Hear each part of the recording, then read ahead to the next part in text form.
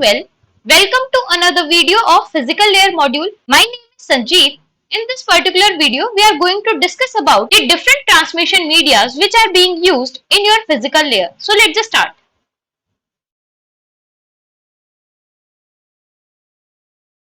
So what are transmission mediums? Transmission medium is the means through which we send our data from one place to the another.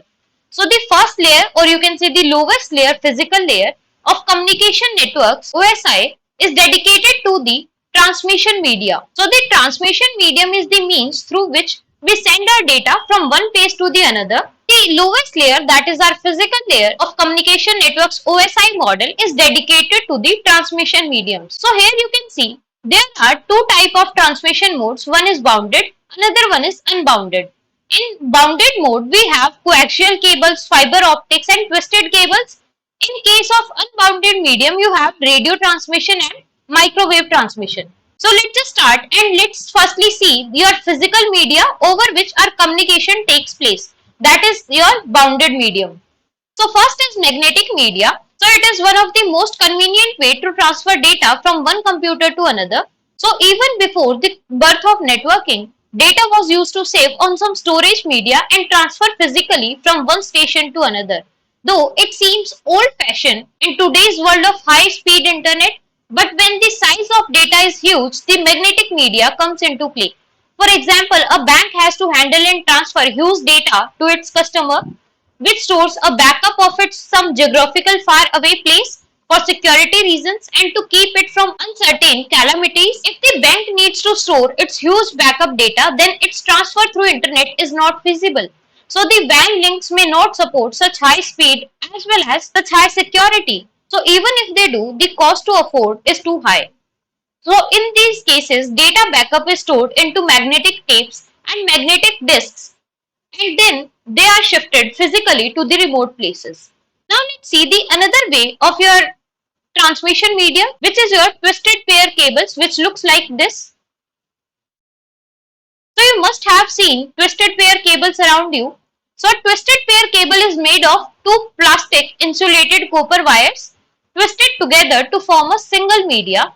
Out of these two wires, only one carries actual signal and another is used for the ground reference. So the twist between wires is helpful to reduce the noise, which we call as electromagnetic interference, and crosstalk. So actually there are two types of twisted pair cables. One is shielded twisted pair cable and another is unshielded twisted pair cable.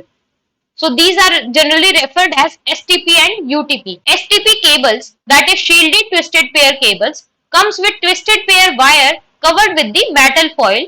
This makes it more indifferent to noise and crosstalk. And in the case of unshielded twisted pair or UTP cable, it has 7 categories. Each is suitable for specific use. So in computer networks, Cat5, Cat5e and Cat6 cables are mostly used. So UTP cables are connected by RJ45 connectors. So this was pretty much about your twisted pair cable. Now let's see the next, which is your coaxial cable. So coaxial cable has two wires of copper, and as you can see here, the core wire lies in the center and it is made of solid conductor. The core is enclosed in an insulating sheath and the second wire is wrapped around over the sheath, and that too in turn encased by insulator sheath. So this is all covered by plastic cover.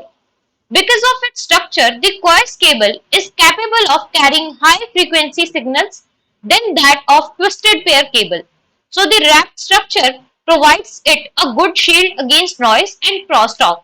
So coaxial cable provides you high bandwidth up to 450 Mbps. And there are three categories of coax cables, namely RG59, RG58 and RG11, where RG means radio government. So 59s are used for cable TV, 58 are your thin Ethernet, and RG11 is for thick Ethernet.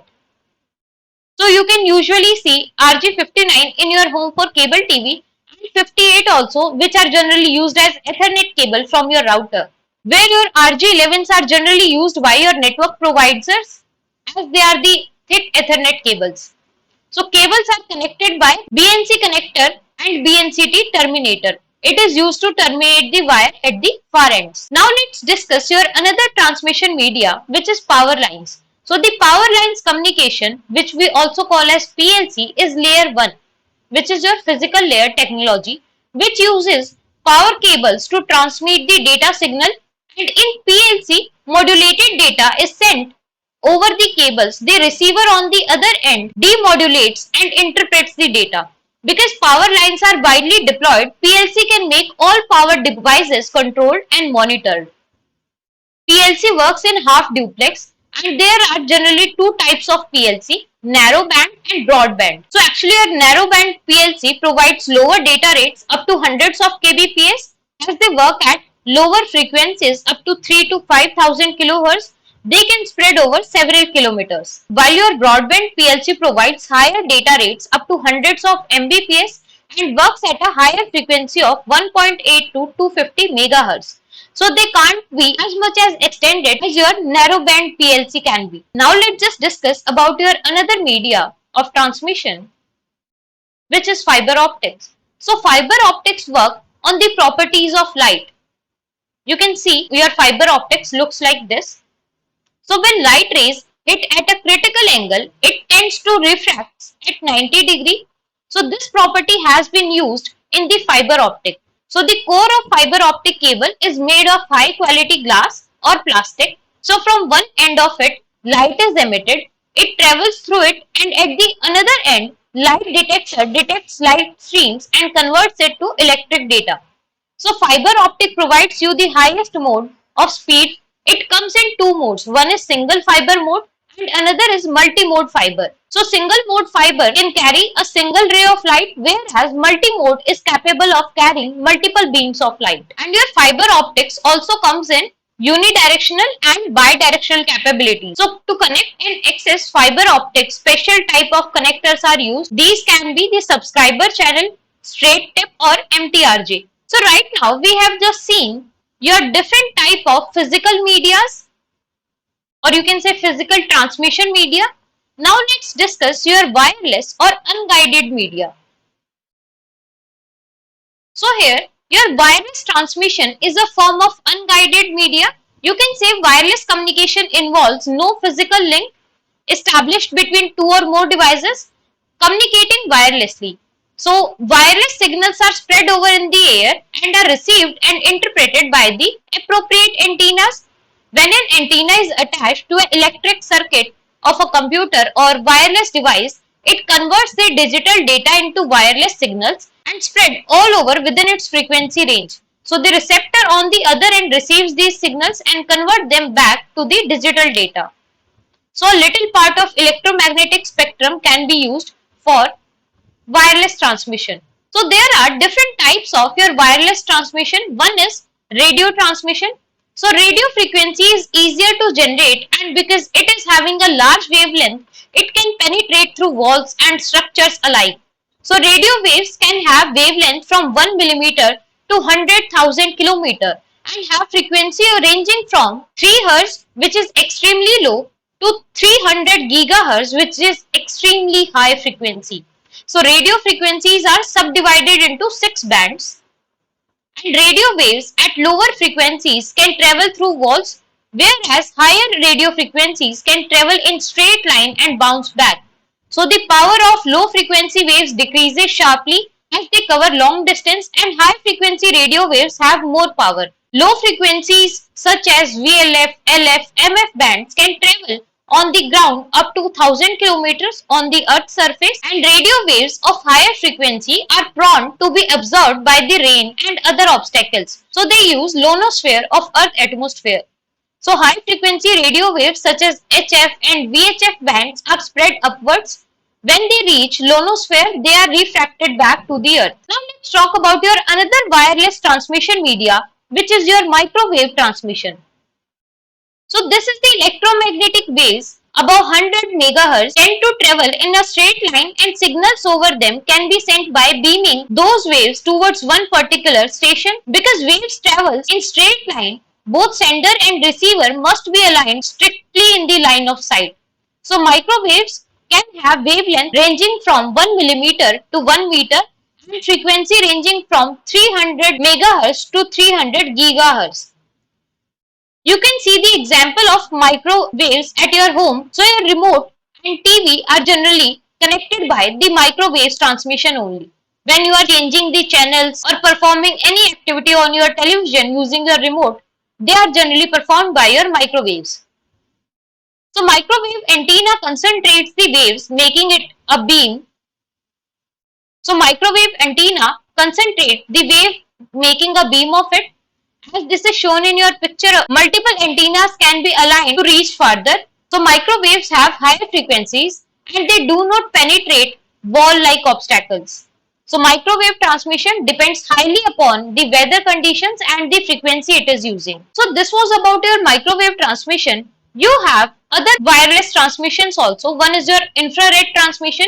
So infrared waves lies between your visible light spectrum and microwaves. It has the wavelength of your 700 nanometer to 1 millimeter and frequency ranges from 300 gigahertz to 430 terahertz. So infrared wave is used for very short range communication purposes, and infrared travels in a straight line, hence it is directional by nature, and because of its high frequency range, infrared cross wall-like obstacles also. You have another media of transmission also, that is light transmission. So highest most electromagnetic spectrum which can be used for data transmission is light or optical signaling, which is achieved by means of laser.